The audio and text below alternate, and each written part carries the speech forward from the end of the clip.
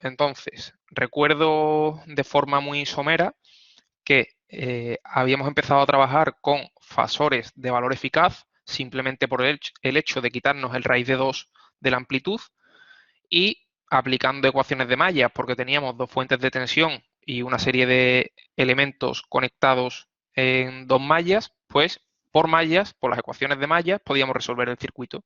De esa forma obtuvimos I sub A e I sub B y I sub C, que es la intensidad que circula por la inductancia L1.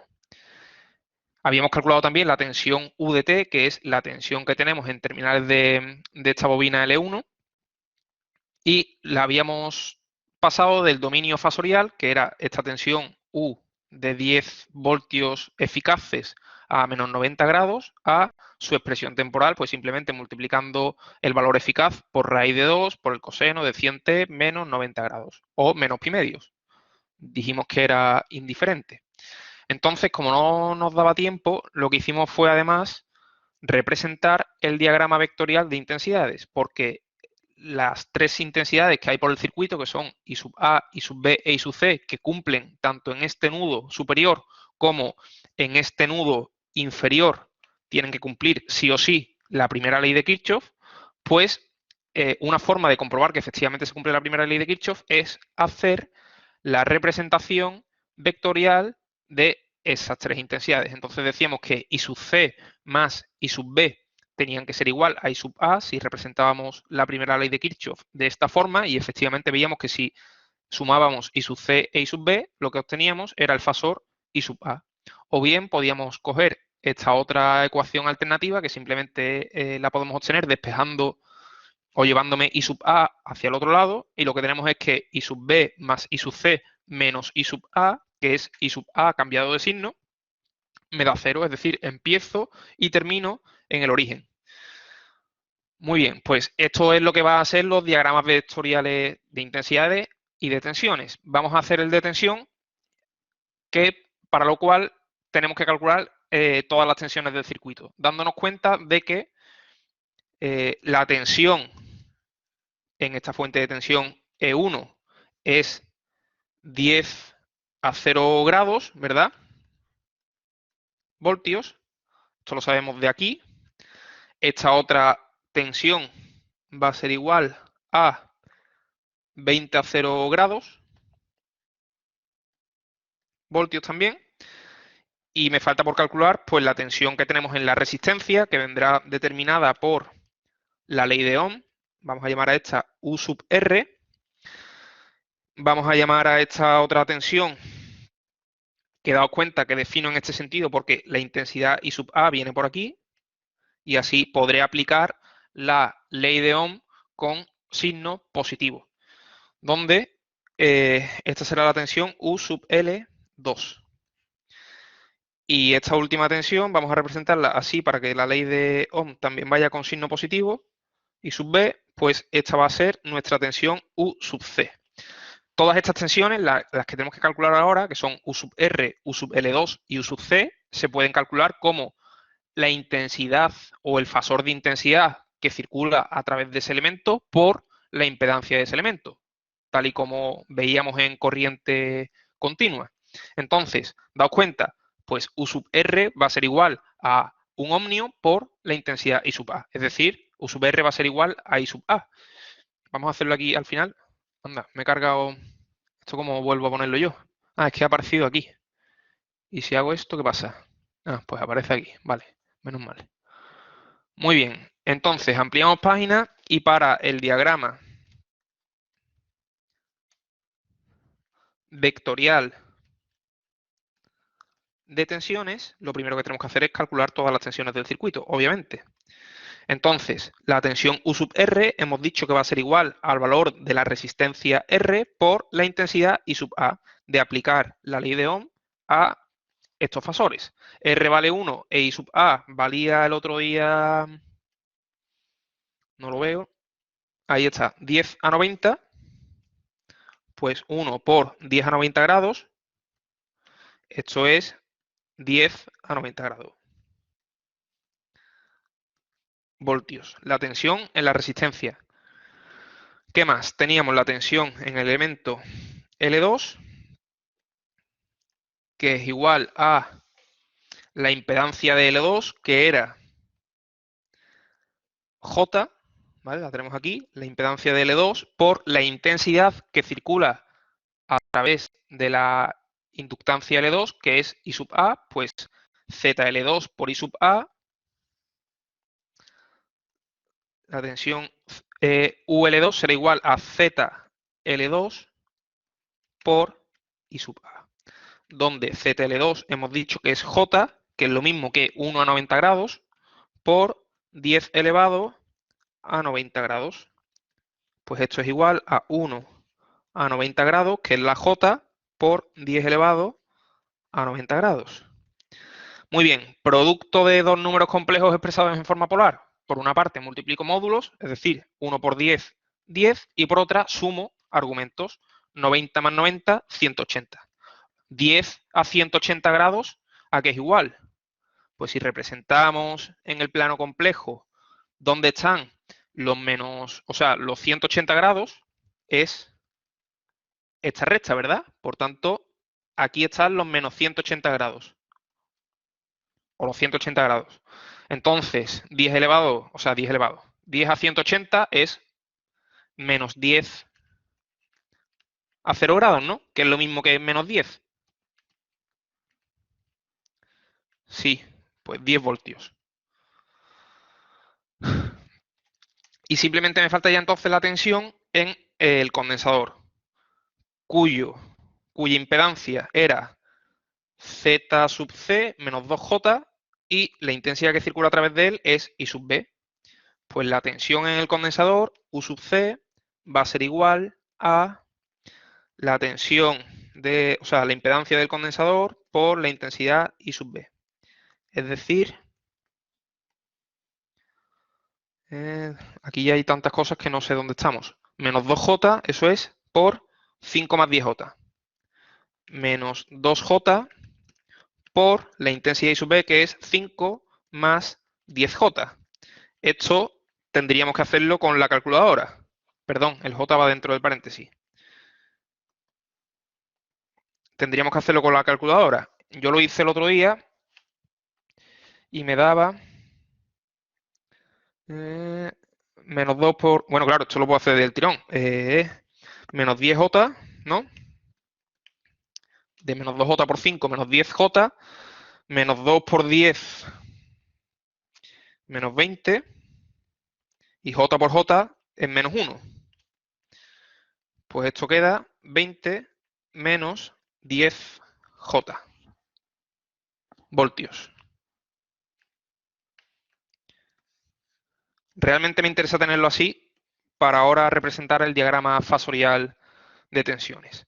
Entonces, lo que vamos a hacer es lo mismo del otro día. Tenemos en el plano complejo, vamos a representar el eje imaginario y el eje real, y daos cuenta que ahora el diagrama fasorial de tensiones, vamos a tener todas estas tensiones, es decir, la tensión de la fuente E sub 2, la tensión del condensador, la tensión de la bobina, y los dos diagramas fasoriales de tensiones van a estar acoplados por la tensión de la bobina L1. Entonces, ¿cuál era la tensión de la bobina L1? 10 a menos 90 grados. 10 a menos 90 grados, ¿verdad? Eso es la tensión de la bobina L1. Pues 10 a menos 90 grados es este fasor, ¿verdad? Empezando en el origen, 10 a menos 90 grados. Vamos a decir que esto es la tensión U, o la tensión U sub L1. Si yo aplico la segunda ley de Kirchhoff a cada una de esas dos mallas, lo que tendré es que, a ver si tengo por aquí el enunciado, porque si no me voy a hacer un lío. Bueno, claro, es que necesito las referencias. A la primera malla, lo que tenemos es que U más UL2 más E1 más U sub R, es decir, todas con signo positivo, U más UL2 más E1 más U sub R es igual a 0, ¿verdad? Y la otra que me queda es que la tensión U sub C menos U menos E sub 2, la tensión U sub C menos U menos E sub 2 es igual a 0. Fijaos que el diagrama fasorial de tensiones simplemente lo que hace es representar la segunda ley de Kirchhoff para las tensiones que tenemos en nuestras dos mallas. Al igual que el diagrama fasorial de intensidades, lo que hace es representar gráficamente que se cumple o no se cumple la primera ley de Kirchhoff para las intensidades, ¿vale? Es lo mismo, es dual. Entonces, hemos representado U sub L1, que ya digo que es U, ¿eh? Es lo mismo. Entonces, por ejemplo, podemos representar por una parte esta ecuación, que es U sub C menos U menos E sub 2 igual a 0, que podemos ponerla de esta forma o bien de forma alternativa, podríamos decir que U más E sub 2 es igual a U sub C. E sub 2, ¿cuánto era? Perdona que tenga que estar para arriba y para abajo, pero es que no veo otra forma. 20 a 0 grados, ¿verdad? Pues 20 a 0 grados significa que me tengo que llevar E sub 2 a 0 grados con un módulo de 20. Pues esto sería E sub 2. Y este vector que pinto en línea discontinua sería U sub L1 más E sub 2, ¿verdad? En línea discontinua lo que indica es la suma de esos dos vectores o fasores. Y tiene que ser igual necesariamente a U sub C. Que U sub C, ¿cuánto valía? U sub C valía 20 menos 10J. Pues efectivamente, daos cuenta que 20 menos 10J es el fasor o el vector U sub C. ¿Sí o no?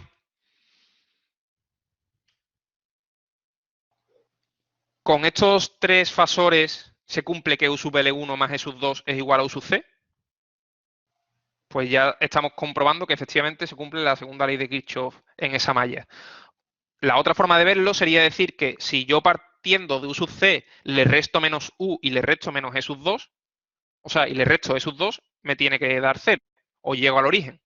Podríamos hacerlo también, sería que U sub C menos E sub 2, es decir, E sub 2 pero con signo contrario, y U sub L1 o U pero con signo contrario, me haría llegar al origen, eso sí. Bien, entonces, nos falta ahora la otra ley de Kirchhoff, que es la otra segunda ley de Kirchhoff, que es esta primera ecuación. Entonces, fijaos que esta U la podemos mantener porque es U sub L1. Y lo que vamos a hacer es poner a continuación de esta U todos estos otros términos. Entonces, vamos a ver cuáles son estos otros términos. UL2, a ver, ¿dónde está UL2? Es 10 a menos 80, o sea, menos 10, ¿vale?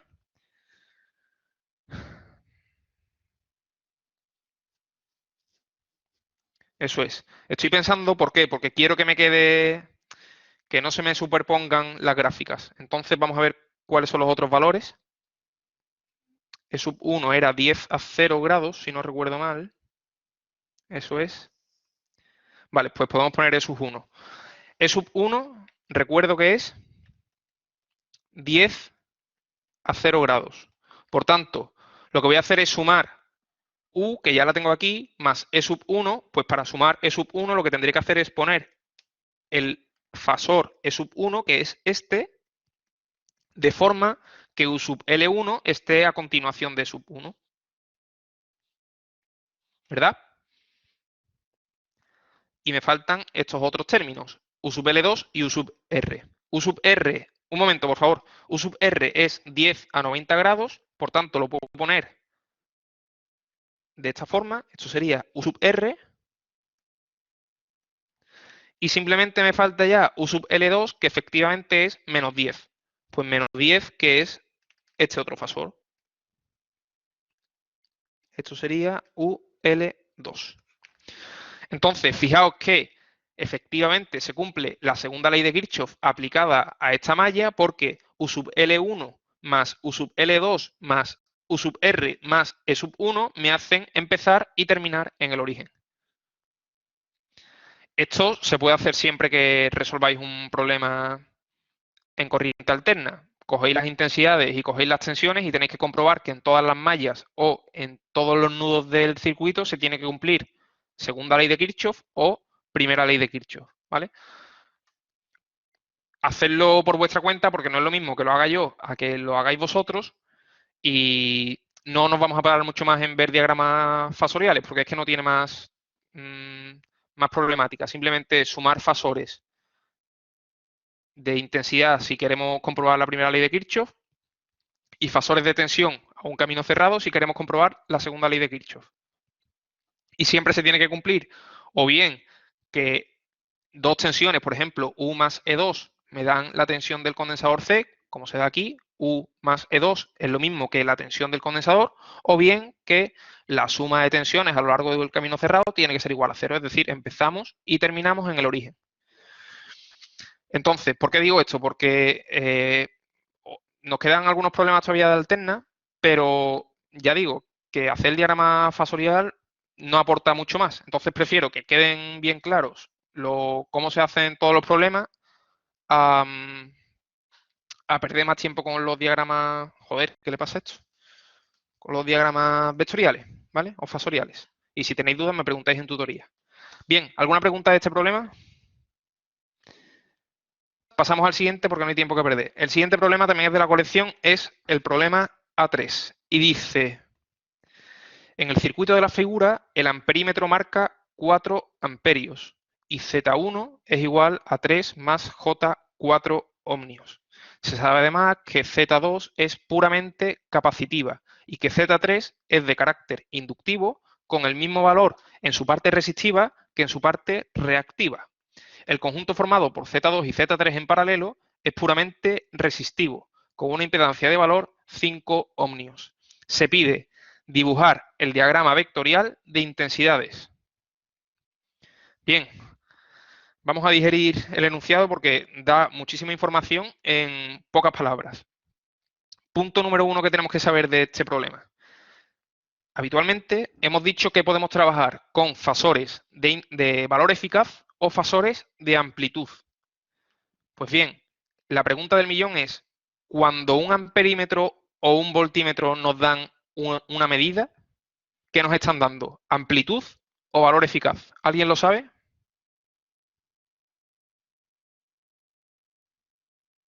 Efectivamente. Entonces, los amperímetros y los voltímetros siempre dan el valor eficaz. Por tanto, esto os lo podéis grabar a fuego en el cabecero de la cama o donde queráis. Eso lo tenéis que saber sí o sí. Entonces, siempre que me den la medida de un amperímetro o de un voltímetro, yo sabré que estos 4 amperios son 4 amperios eficaces. Bien. Otra cosa más. Daos cuenta que cuando nosotros resolvemos un circuito, al final lo que estamos haciendo, cuando pasamos al dominio fasorial, que decíamos que cualquier forma de onda sinusoidal se puede representar por un fasor cuyo módulo coincide, más o menos, ¿vale? Lo que estamos haciendo cuando nosotros pasamos al dominio fasorial es tomar una foto de esta forma de onda. Y lo que hacemos es calcular el resto de formas de onda a partir de la referencia que nosotros hemos establecido. Por tanto, nosotros siempre necesitamos establecer cuál es el desfase inicial, vamos a llamarle phi, de el fasor que nosotros vayamos a utilizar como referencia. Por ejemplo, en el apartado anterior, nuestras referencias, ¿quiénes eran?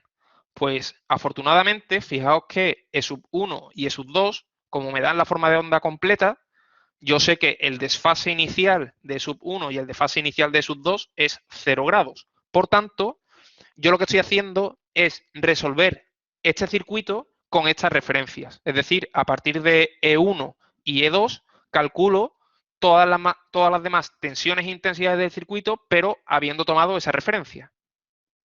No sé si me seguís o no. Entonces, fijaos que en este otro circuito no tenemos ninguna referencia. ¿Por qué? Principalmente porque no conocemos la expresión temporal de la fuente de tensión. Si a mí me dijeran que U sub 1 de t es igual a la amplitud, vamos a decir que sea 10, por el coseno de omega t más phi sub u, habitualmente lo que voy a hacer es decir que el fasor tensión U sub 1 va a ser pues 10 si quiero trabajar con valor eficaz y el de fase inicial phi sub u. Y lo que hago es calcular el resto de fasores del circuito en base a esta referencia que yo he tomado. Entonces, ¿cuál es la diferencia en este problema? La diferencia en este problema es que como no sé cómo evoluciona en el tiempo esta fuente de tensión, no tengo ninguna referencia. Entonces, ¿la idea cuál es? Pues tomar como referencia el único dato que tenemos, que es ¿cuál? ¿Alguien me lo dice?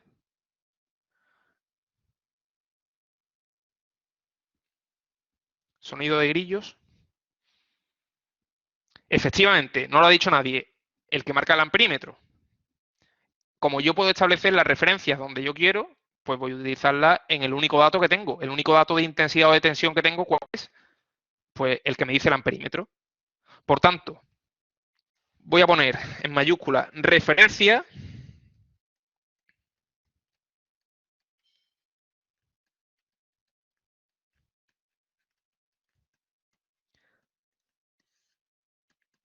la medida del amperímetro. Es decir, si me han dicho que a través del amperímetro circulan 4 amperios, pues voy a decir que I1, que es la misma intensidad que circula por el amperímetro, es igual a 4 amperios.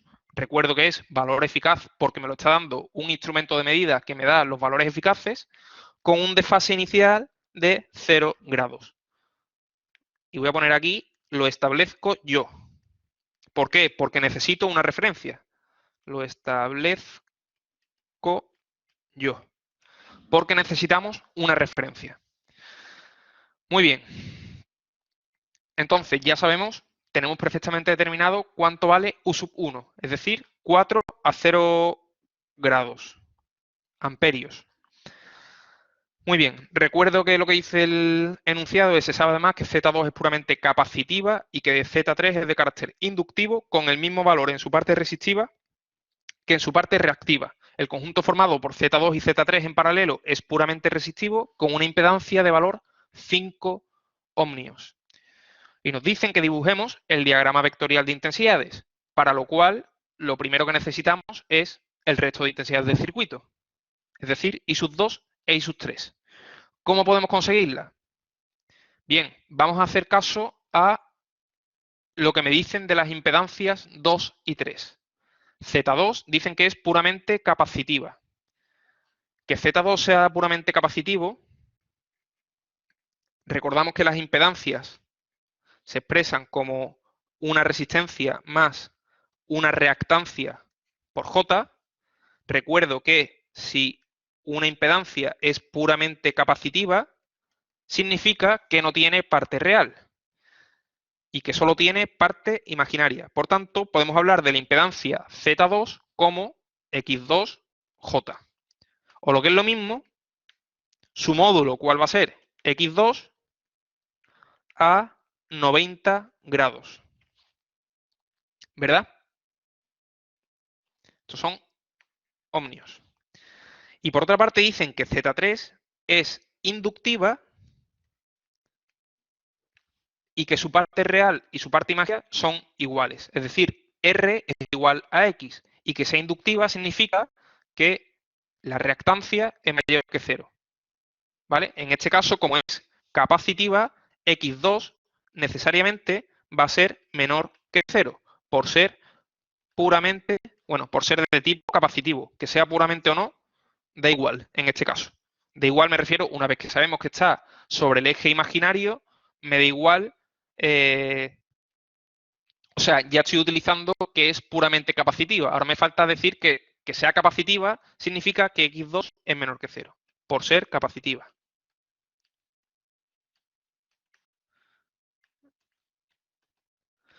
Bien, y Z3 hemos dicho entonces que tiene parte real y parte imaginaria, y además la parte real es igual a la parte imaginaria. Vamos a poner R3, ¿vale? Más R3J. De forma que, al pasar a forma polar, ¿esto qué me queda? Esto me quedará raíz cuadrada de 2 por R3 de módulo, ¿verdad? Con un desfase, que esto es lo importante. ¿Cuál será el desfase si la parte real es igual a la parte imaginaria? 45 grados. ¿Sí o no? Si alguien no lo ve, que se represente este número complejo y diga, en la parte real tenemos R3, en la parte imaginaria tenemos R3 y por tanto este ángulo son 45 grados, ¿vale? No sale. Bueno, más o menos. Bien. Bien. Y además el enunciado dice otro dato más que también es clave, que es el conjunto formado por Z2 y Z3 en paralelo es puramente resistivo, con una impedancia de valor 5 ohmios. Es decir, no partimos de una situación tal que así.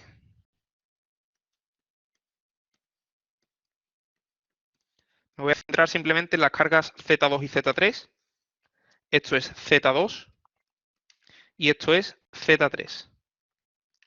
Esto es I sub 1, esto es I sub 2 y esto es I sub 3.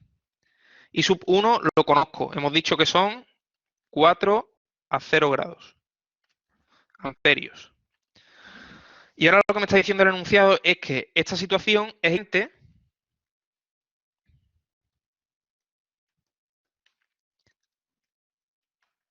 a esta otra, donde Z equivalente es igual a 5 ohmios.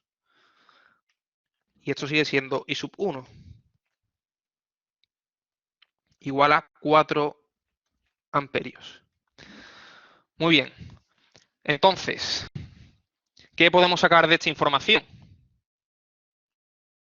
Hombre, podríamos ponernos a asociar Z2 con Z3 de forma que el paralelo de Z2 con 3 me dé Z equivalente igual a 5. Pero bueno, ahí tendría que ponerme a operar y sacar cosas que no sé yo muy bien por dónde van a salir. ¿Qué más podemos saber?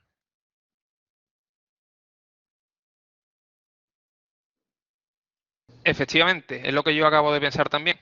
Podríamos sacar directamente las intensidades I sub 2 e I sub 3, ¿verdad?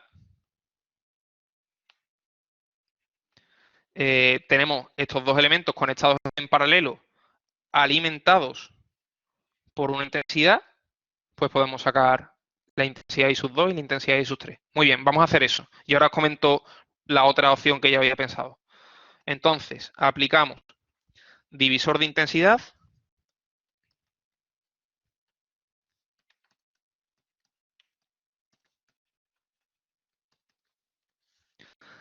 y lo que tendremos es que I sub 2 es igual a la admitancia de Z2, es decir, la admitancia 2 partido por la admitancia 2 más la admitancia 3 por la intensidad que alimenta el divisor. Vale, ya me acuerdo porque esto no vale. Bien, podría aplicar esta fórmula. El único problema es que todavía desconocemos Z2 y Z3, ¿verdad? Sabemos que tienen estas formas, pero no tenemos completamente determinado cuánto vale cada una de estas dos impedancias. Por eso no podemos aplicar esto directamente. Entonces, ¿la otra opción cuál es? Fijaos que yo tengo dos elementos,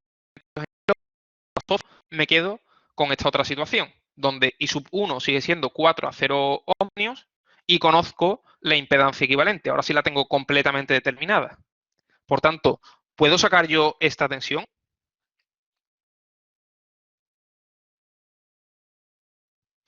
¿Y cuánto da? Eso es I1 por Z equivalente, que en este caso es Pues 5 por 4 a 0 grados, pues 20 a 0 grados. Estos son voltios. Bien, ¿esta tensión tiene algo que ver con esta otra tensión? Sí, es la misma. Son dos elementos conectados en paralelo. Cuando los asocio, esta tensión no cambia. No puede cambiar. ¿Vale? Eso es lo mismo que pasaba en continua. No cambia. Entonces, lo que vamos a hacer es, conociendo cómo es la impedancia Z2 y cómo es la impedancia Z3, lo que vamos a hacer es directamente representar el diagrama fasorial de intensidades. ¿Cómo lo vamos a hacer? Fijaos que para el diagrama fasorial de intensidades, daos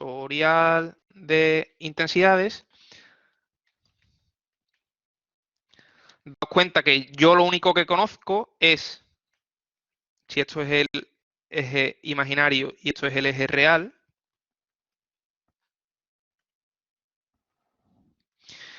¿qué intensidades conocemos? Conocemos solo I sub 1, ¿verdad?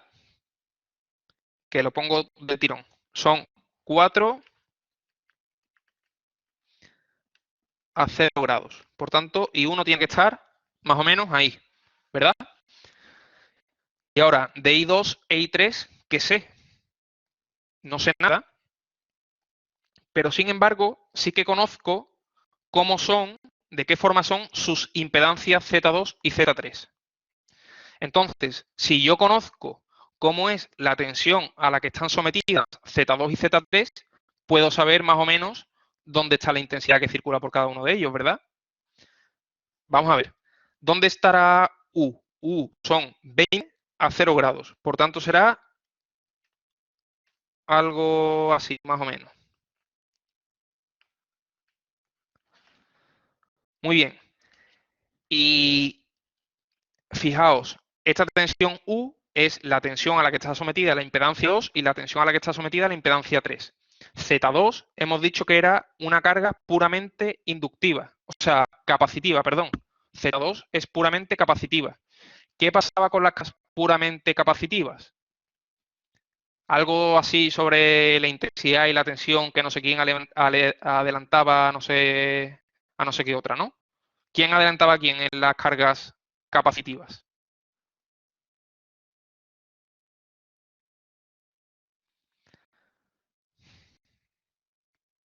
Venga, está por aquí. En los dipolos capacitivos,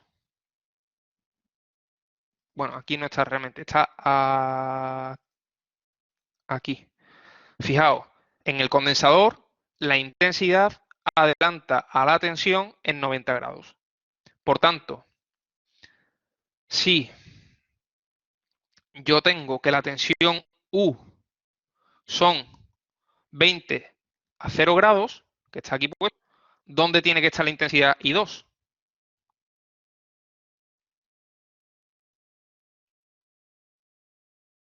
90 grados.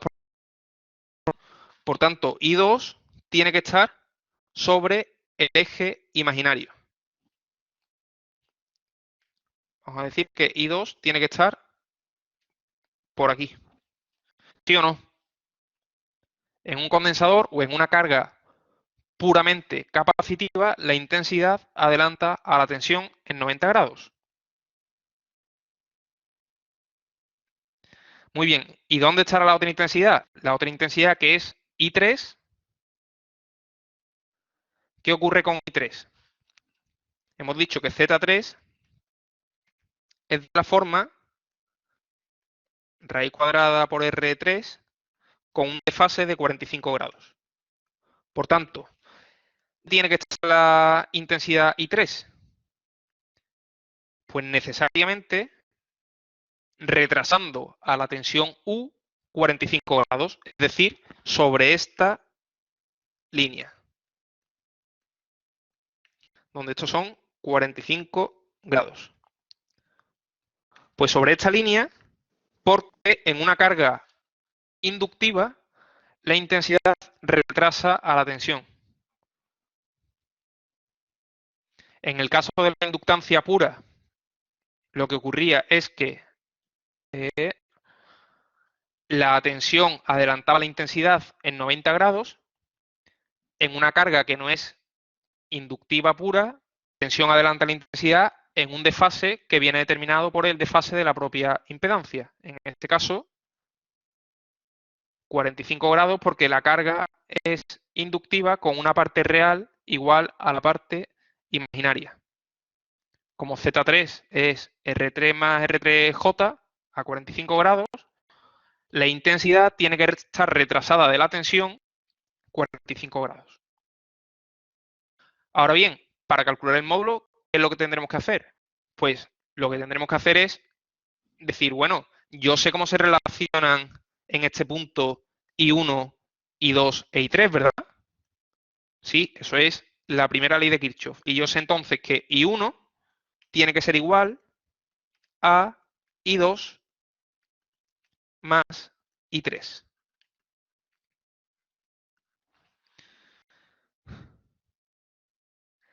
Es decir, yo me tengo que llevar un fasor que es que tiene la dirección positiva del eje imaginario, ¿vale?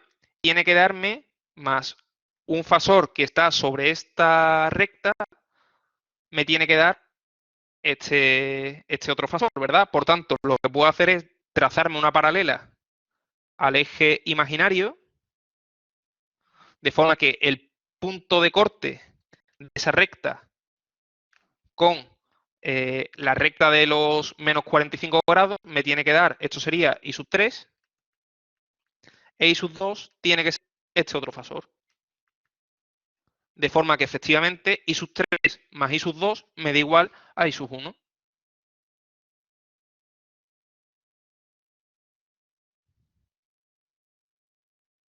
¿Cómo os habéis quedado? Bueno, lo más complicado está hecho. Ahora simplemente, fíjate, tengo 45 grados aquí, 90 grados aquí, por tanto aquí tengo otros 45 y puedo aplicar el diagrama, iba a decir, el teorema de Pitágoras. De hecho, necesariamente, si I sub 1 tiene un valor de 4 amperios, I sub 2 va a ser 4, pero con un desfase de 90 grados. ¿Sí o no? Sí. Por tanto, de la gráfica podemos saber que I sub 2 va a ser igual a 4 con un desfase de 90 grados. Y por otra parte, I sub 3 pues va a ser igual a... bueno, tendré que hacer por separado, ¿no? El módulo va a venir determinado por el teorema de Pitágoras. I3 va a ser igual a la raíz cuadrada de 4 al cuadrado más 4 al cuadrado. Esto es raíz cuadrada de 32. Y el desfase ya lo sé, es menos 45 grados. Por tanto, I3 va a ser igual a raíz cuadrada de 32 a menos 45 grados amperios. Bueno, y es que además lo que me pedían era que terminara gráficamente o determinara el diagrama vectorial de intensidades, ¿no? Lo primero. Eso es. ¿Vale? Este problema es súper conceptual y entiendo que cuesta al principio, pero es la única forma de proceder para poder calcular I sub 2 e I sub 3 sin hacer ningún número adicional. Entonces, voy a intentar terminar el problema. Vosotros lo podéis repasar todas las veces que queráis. Una vez que tenemos las intensidades, ahora dicen que determina el valor de las impedancias complejas Z2 y Z3.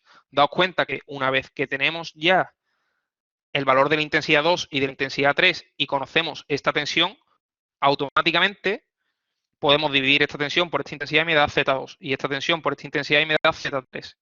Pues vamos a hacerlo del tirón, así terminamos el problema hoy, porque si no vamos a acumular demasiado. El apartado 2, hemos dicho que Z2 va a ser igual a la tensión U partido por la intensidad I2. En este caso, U valía, habíamos dicho 20 a 0, ¿no? 20 a 0 grados. partido por la intensidad 2, que es 4 a 90 grados. Por tanto, esto me da 5 a menos 90 grados ohmios. ¿Tiene sentido este valor? Z2, 5 a menos 90 grados.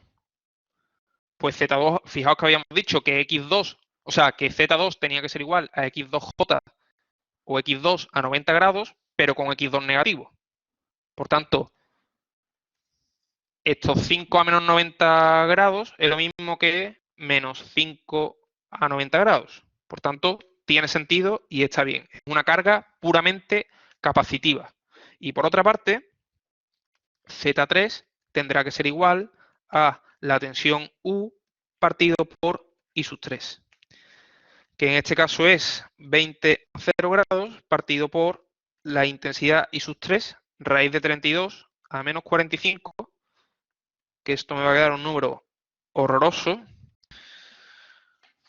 Z2, no, Z3. Bueno, no queda tan mal. 2,5 más 2,5 J, donde efectivamente podemos ver que la parte real es igual, déjame terminar, por favor, que la parte real es igual a la parte imaginaria. ¿Vale? Con esto sacamos la impedancia Z2 y Z3. Efectivamente, menos 45. Pero está bien, ¿vale? Si hacéis el cálculo, venga, voy a hacerlo. No saco la calculadora otra porque si no se me va los 2 minutos que me quedan suficientes para hacer el último apartado. Raíz de 32 con un desfase de menos 45. Eso es, 2,5 más 2,5J, ¿vale? Me he comido yo el menos 45, perdonadme, pero está bien, ¿vale? Este resultado está bien. Efectivamente vemos que la parte real es igual a la parte imaginaria. Bien, y lo último que me dicen es el valor de la fuente de tensión. Es decir, que diga cuánto vale esta fuente de tensión. Bueno, pues para ello lo que hacemos es aplicar, por ejemplo, la segunda ley de Kirchhoff aquí, ¿no? Y diremos que U1, para el tercer apartado, U1 tiene que ser igual a la impedancia Z1, que es la que está en serie con el amperímetro, por la intensidad I1, más Z2 por I sub 2. Yo hago esto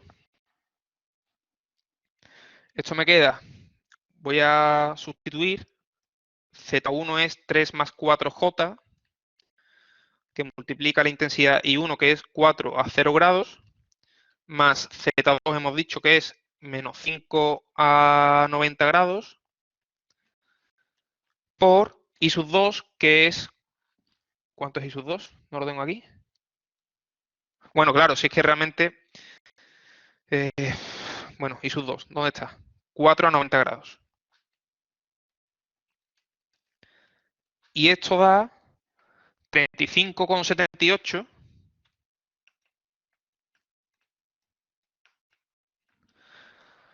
a 0. Joder. Madre mía, ¿por qué tendré yo tan mal estas fotocopias? Que lo tengo en radianes. Voy a hacerlo rápidamente de nuevo. Si alguien me puede acompañar, por favor. Esto por 4 más menos 5 a 90 por 4 a 90. Perfecto. Matemática, error. Muy bien. De puta madre. ¿Por qué? No lo entiendo. Ah, porque no he puesto el paréntesis este. Ay, mi madre. ¿Alguien me puede decir qué le da, por favor? 32 más 16, complex polar, esto es 35,78. Las prisas nunca son buenas. Con un desfase de 26,57. 26,57 grados.